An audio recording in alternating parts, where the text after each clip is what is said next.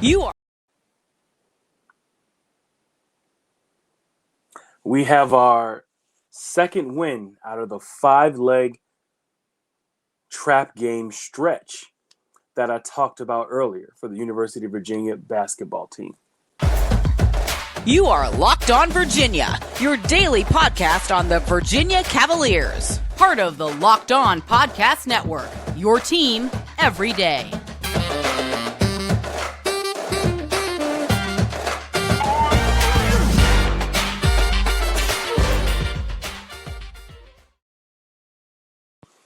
Good day, viewers and listeners. I am your host, Big Law Lawrence Johnson, and welcome to the Locked On Virginia Cavaliers podcast, the first place to come to get your Wahoo fix every day as part of the Locked On Podcast Network.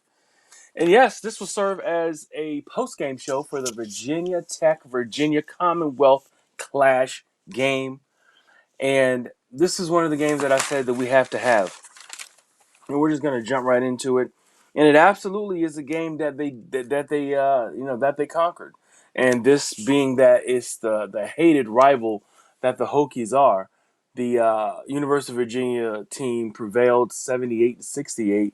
Now, let's not think that this game did not have any difficulties, because it really did. But Virginia is playing, in my opinion, some of their best basketball in the of this year so far. Um, and I'm gonna say it again. I think, and I said it before, Coach Bennett has found his forever starting five. And when I say forever starting five, you know how you talk about pets and you say, has this animal found their forever home? Meaning this is the home that they're comfortable, that they're going to stay with, that they have the most comfort with. This is the starting five Tony Bennett has the most comfort with. Kihei Clark, the little general at front. Reese Beekman, your best overall player. Armand Franklin, your shooting scorer. Bennett Vanderplas, who's playing the big man, who's playing that center position, and one of my X factors on this team. I have two of them. And, of course, Mr. Steady Eddie himself, Jaden Gardner, undersized power forward who plays with the mid-range game, and does really well with it. So that's the starting five. Caden Cedric, again, I think only got 4 minutes tonight. And Poppy Cafaro didn't get any minutes. So I can tell you right exactly what that is and why Coach Bennett likes playing these guys. The reason is the defense had to get better, and the offense needed they needed to be able to shoot the ball at a better clip, because the guards weren't shooting the ball as well. And you bring in the Bennett Vanderplas, it stretches the other team's defenses. So I think it was a great move. Tony Bennett always tinkering, always making changes and adjustments to get the most out of his roster. And then, I cannot go any further without talking about the other X factor. That's Ryan Dunn. How about Coach Bennett took out Bennett Vanderplas and put Ryan Dunn in. He was the tallest player on the court, playing against the other big men on the team of the Hokies, and did pretty well. Ryan Dunn gives him ultimate versatility. Ryan Dunn can guard power forwards. He's 6'8". He can guard power forwards, small power forwards, all the way up to small shooting guards, players on the wing. And in some cases, he can stay in front of some point guards as well. So, he gives them just lots of versatility. You throw in the best perimeter defender in the ACC, one of the top perimeter defenders in the nation, Reese Beekman. And now you're cooking with some grease, man. Then the emerging better defensive play from Armon Franklin, who really, to me, I wasn't expecting him to play as good a defense as he's been playing. Kudos to him for coming out and really doing a good job of, number one, offensively, making his outside shot more consistently. It makes this team so different. It changes everything. But then it also, if he can play defense the way that he's been playing, it's definitely something that's needed. But I can't go any further again until I talk about Kihei Clark, man. The little general, how about it? Put on a show. His best game of the year, hands down. He scored 20 points. What did I have here? He had 20 points, 2 rebounds, 5 assists. And he keeps getting better, man. Kihei is probably in a position where I think that he's taking chances, more chances with stealing the ball, and he's coming up. With the big plays, and his energy shifting. Whenever he does this, you can almost expect for Kihei to rip the ball or steal the ball from the opposing team's point guard at midcourt, totally embarrass him, and then go down and score on a layup. That's pretty much what you can expect from Kihei Clark moving forward. With this, with this season, because that's what he's been doing almost every game these past 4 or 5 games. He's had a steal at half court and takes it in and scores, and it just totally energizes the entire team. But like I said, UVA with the win, 78-68, and their record now up to 14-3 and 6-2 in the ACC. Wondering, what do I mean? If you've been listening to me, I'll come up with themes. I'll come up with different things. Come up with different things. Come up with different themes to kind of categorize, like where a team is during the year, whether it's football, basketball, baseball, lacrosse, whatever. I'll come up with a theme for different parts of the year. And of course, whenever you're playing sports or you're doing anything, you're setting goals, you're kind of sectioning off different parts of the year and kind of saying, okay, how did I do in this first section of the year? What do I have to adjust? How did I do in the middle section? Certain amount of games. How did I do? What do I have to adjust? So on and so forth. So this is the back end or the midway of the back end of the schedule. I called this, like I said, the 5-leg trap game stretch. And what I mean by that is all these 5 games that they're playing: FSU, Virginia Tech, Wake Forest, BC, and Syracuse. They're all games that they're favored in. They're going to be favored in. They're all games that they should win. And they can be trap games. And probably the biggest trap game is coming up Saturday against Wake Forest. And I'll do a pregame with my guy Casey Pizzalia to kind of fill you guys in, give you guys a tale of the tape of what to expect from them in Wake Forest. They got some bombers. They got some guys who can shoot, and they're surging as well. They actually upset Clemson, who was leading the ACC at 7-0 in conference play. So let's make sure you guys tune in on Friday evening, and I'm gonna, like I said, do that show with Casey Pizzalia. But like I said, Virginia is they're feeling good. They're on a roll. They play their most. I'll call it the most offensively, the most efficient offensive game that I've seen them play all year. Just about. Based off of where we are, this is definitely the most efficient game in conference for the team. But the one factor, they still had a lull. They still had a drought in scoring of almost 5 minutes, and Virginia Tech caught them. And what do you do? If you're playing in the tournament, the big tournament, and you have that lull, or that the absent time, that drought. You can't have it, and if you do have it, it can't last that long. It's just that, Virginia Tech, it was a team that was struggling. They just had gotten their best player and shooter back, Couture, who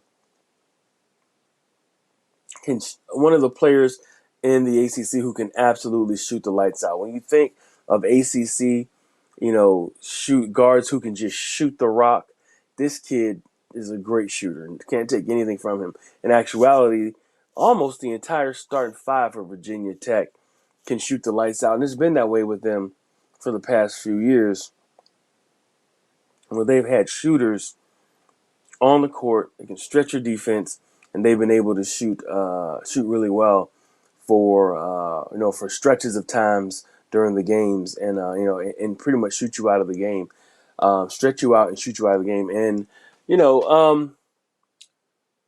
Virginia Tech, they're going through a tough time. That was their sixth in a row, and they fought valiantly against the Wahoos. But I can tell you, the audience, was excited and was hype. We had stars in the building. Excuse me. We had stars in the building, and I'll let you know who they were in a second. But before we go any further, BetOnline.net is your number one source for sports betting info, stats, and analysis. Get the latest odds and trends for every professional amateur league out there, from pro football to college bowl season to basketball and World Cup. We've got all of it at betonline.net. If you love sports podcasts, you can even find those at BetOnline as well. We're the fastest and easiest way to get your betting info. Head to the website today or use your mobile device to learn more. BetOnline, where the game starts. So yes, when I was talking before, I was talking about how the crowd was hyped, how the Virginia faithful did what they did, and for Wednesday night, it was definitely jumping in the JPJ. But how about there was some guests, special guests in the audience? There was Steph Curry was there, coming from visiting the president. So you had Steph Curry there. You had Ty Jerome, and Moses Moody. And if you can tie those all together, they all play for the Warriors, of course.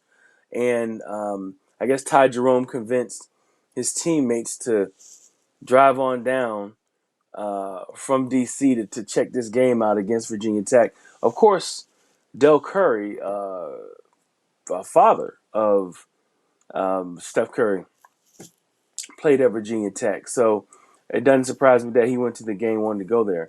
Also, Michael Vick was there, in the JPJ, to check out the game, and to watch them, play against the Wahoos. And then, of course, you had Jim Phillips. Jim Phillips, the ACC commissioner, was there to partake and to watch the game. And, I just look at it as, as Virginia starts to continue to be the team that we're expecting them to be, they're definitely gaining steam. Currently number 10 right now, in the AP poll, and, looking up. Miami is a team that, you got Miami and Clemson. Those are the two teams that they really have to watch. And then, the team that they're getting ready to play this Saturday is probably the team that's really in their back pocket. They have the same record in conference at 6-2. Actually, there are 3 or 4 teams with the same record of 6-2. But I look at Wake Forest, and one thing about playing Coach Bennett's pack line, something that can really destroy, the pack line is really good outside shooting from multiple positions. And that's what Wake Forest has. They have 3 or 4 guys who can really light it up, who can really shoot from deep. And that's what I'm interested to see how, this team plays against, the University of Virginia. So, but let's get to some stats really quick. Give you guys an idea of what we got for points here. Give me a second, if you guys would.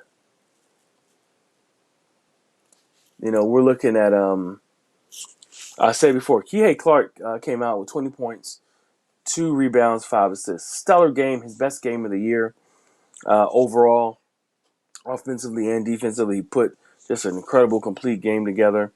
Another thing is the way that he was getting points, he was penetrating, into the paint.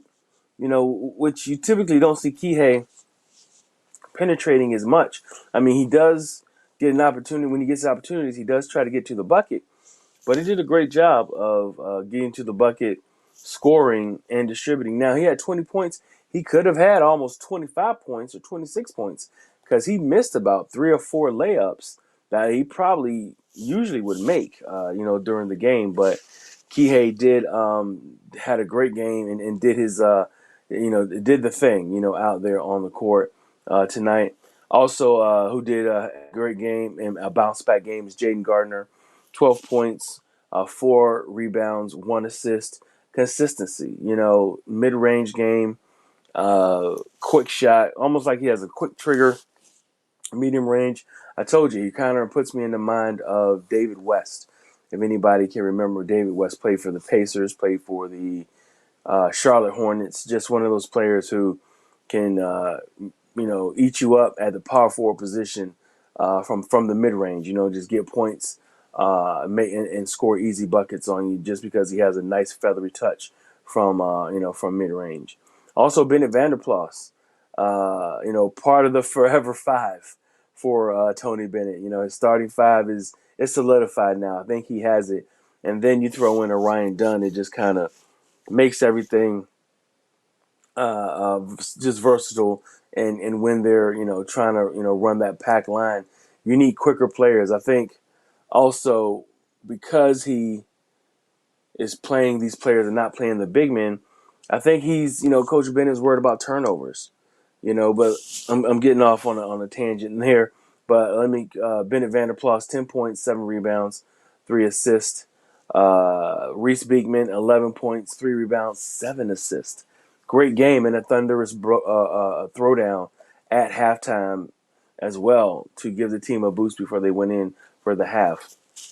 Amon Franklin continuing to score. 15 points, 5 rebounds, 1 assist.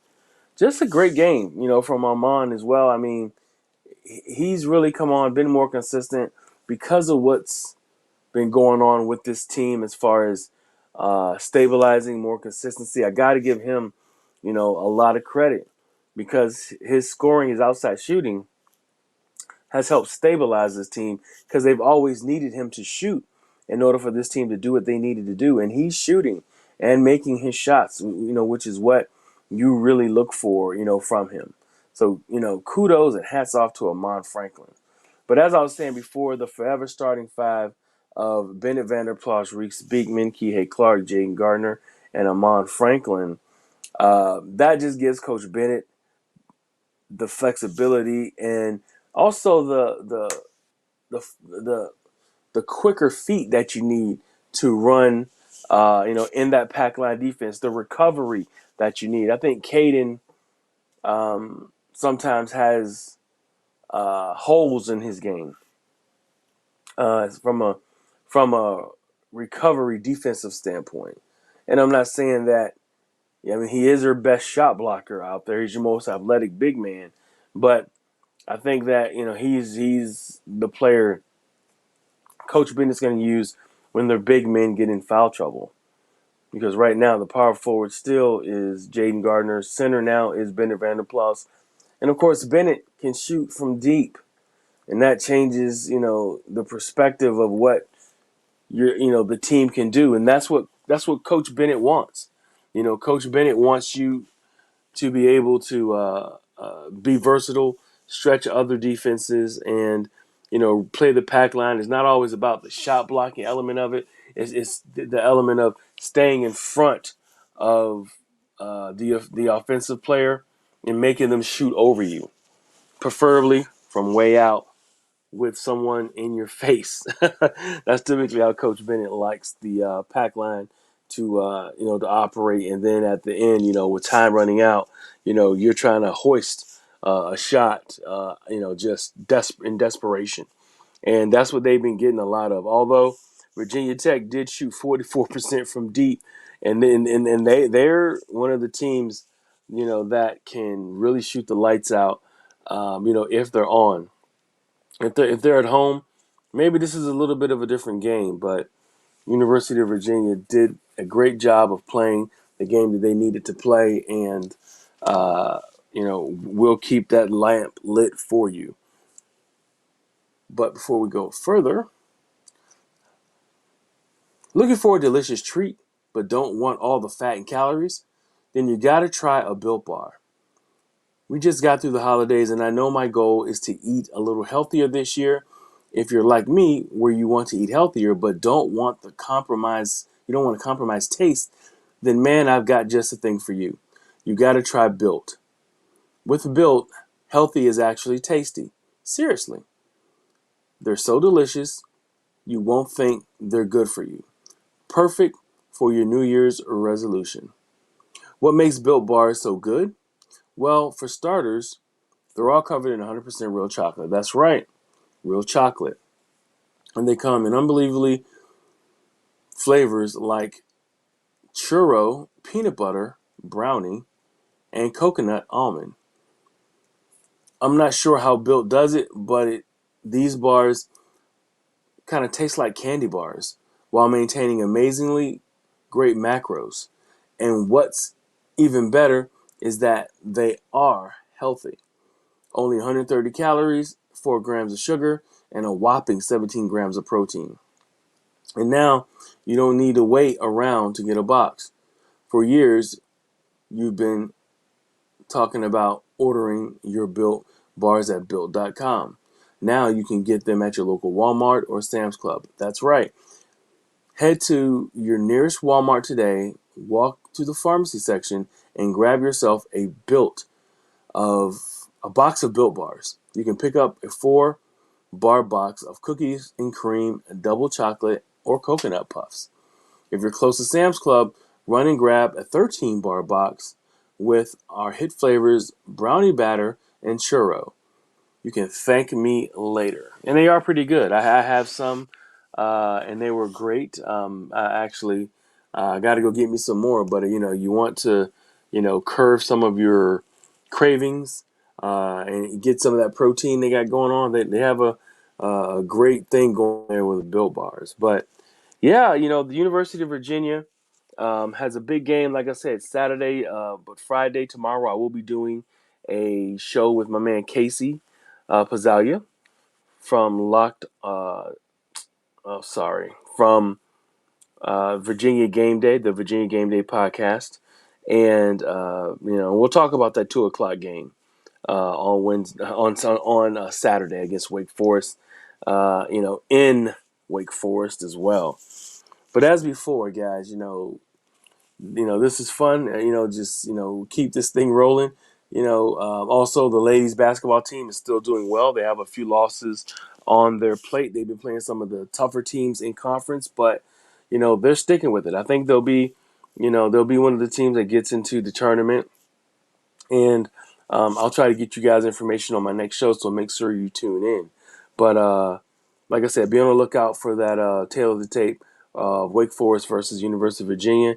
And I may have some more news. I may speak with Jackie Franchuli and see if we got some updates on the football front, because there have been some news. I said, was it 2 days ago, we had a player commit from Iowa State, cornerback, who is an all-conference player. So Virginia's, they're knocking it out. They're doing something that a lot of people, didn't think they could do. And I was a little skeptical. I wasn't sure. Not skeptical is not the right word. I was a little worried in how they were going to pull off some of the things they need to pull off in light of how the year went.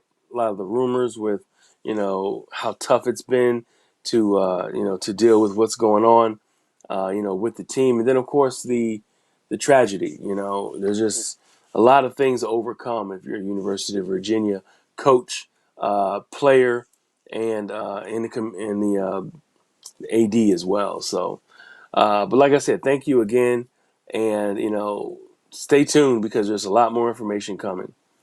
Thank you for making Locked On Virginia your first listen today. For your second listen today, check out the brand new podcast, Locked On College Basketball. Experts Isaac Shade and Andy Patton bring you everything you need to know on and off the court. Plus, here are the big name experts, coaches, and players throughout the basketball landscape. Locked On Basketball, available on YouTube or wherever you get your podcast.